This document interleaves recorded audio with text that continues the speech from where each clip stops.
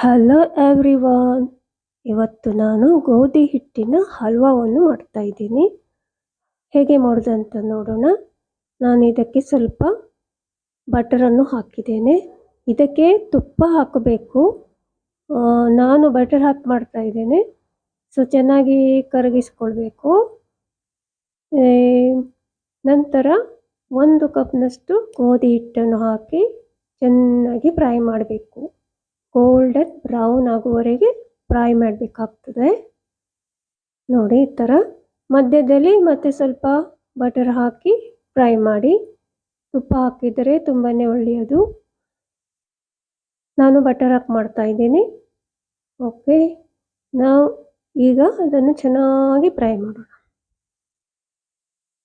ಕೈ ಆಡಿಸ್ತಾನೆ ಇರಬೇಕು. ಈಗ ಮತ್ತೆ ಸ್ವಲ್ಪ ಬಟರ್ ಹಾಕಿ ಫ್ರೈ ಮಾಡ್ತಾ ಇದ್ದೀನಿ. ಚೆನ್ನಾಗಿ ಹುರಿಬೇಕು ಅದು. ಇದು ಪಂಜಾಬಿ ಸ್ಟೈಲಲ್ಲಿ ಇದೆ.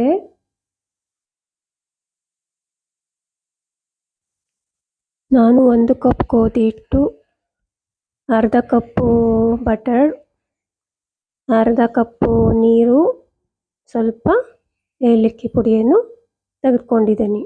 ಪದಾರ್ಥಗಳು: ಸಕ್ಕರೆ 1 ಕಪ್ಪು.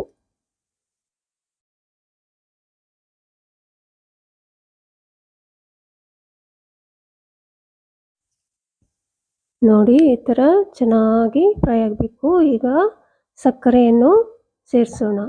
ನಾನು ಅದು ಫ್ರೈ ಮಾಡಲು ಸುಮಾರು 6ರಿಂದ 7 ನಿಮಿಷಗಳು ನನಗೆ ಹಿಡಿದವು. ಈಗ ಸಕ್ಕರೆಯನ್ನು ಹಾಕ್ತಾ ಇದ್ದೀನಿ. ಸಕ್ಕರೆ ಕೂಡ ಚೆನ್ನಾಗಿ ಮಿಕ್ಸ್ ಆಗಬೇಕು. ನೋಡಿ, ಈ ಥರ ತಳ ಹಿಡಿಬಾರ್ದು. ಚೆನ್ನಾಗಿ ಫ್ರೈ ಮಾಡಿ. ನೋಡಿ, ಈ ಥರ ಹುಡಿ ಆಗಬೇಕು. ಎಲ್ಲೂ ಗಂಟುಗಳು ಇರಬಾರದು. ಇಂಥ ಘಮ ಅನಿಸ್ತಾ ಇದೆ ಪರಿಮಳ. ಈಗ ಅರ್ಧ ಕಪ್ ನೀರನ್ನು ಸೇರಿಸ್ತಾ ಇದ್ದೀನಿ. ಮತ್ತು ಚೆನ್ನಾಗಿ ಕರಡ್ತಾ ಇರಬೇಕು, ಇಲ್ಲಾಂದರೆ ಕೂಡಲೇ ಗಂಟುಗಳಾಗ್ತವೆ. ಗಂಟುಗಳೆಲ್ಲವನ್ನು ಚೆನ್ನಾಗಿ ಮಿಕ್ಸ್ ಮಾಡಬೇಕು. ಗಂಟು ಇರಬಾರ್ದು. ಸ್ವಲ್ಪ ಮಾಡಲು ಕಷ್ಟ ಆಗ್ತದೆ, ಪ್ರಯತ್ನ ಮಾಡಬೇಕು. ನೋಡಿ, ನೀರು ಕೂಡಲೇ ಕಡಿಮೆ ಆಗಿಬಿಡ್ತದೆ. ಚೆನ್ನಾಗಿ ಮಿಕ್ಸ್ ಮಾಡಿ. ಈ ಥರ ಕೈ ಬಿಡಲೇಬಾರ್ದು. ನಾನು ಫೋರ್ಕಿನಿಂದ ಸ್ವಲ್ಪ ಹೀಗೆ ಮಾಡ್ತಾ ಇದ್ದೀನಿ, ಯಾಕಂದರೆ ಅದು ಗಂಟು ತುಂಬ ಆಗ್ತಾ ಇತ್ತು. ನಿಮಗೆ ಹೇಗೆ ಬೇಕೋ ಹಾಗೆ ಮಾಡಿ.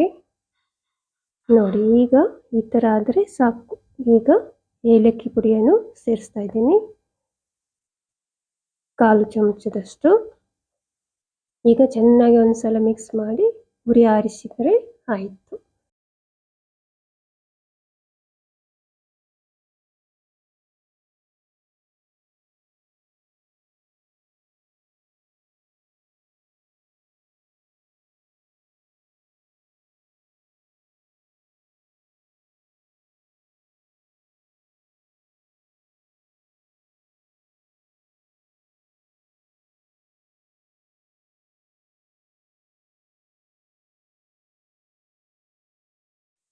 ಈಗ ಡ್ರೈ ಫ್ರೂಟ್ಸ್ಗಳನ್ನು ಹಾಕೋಣ.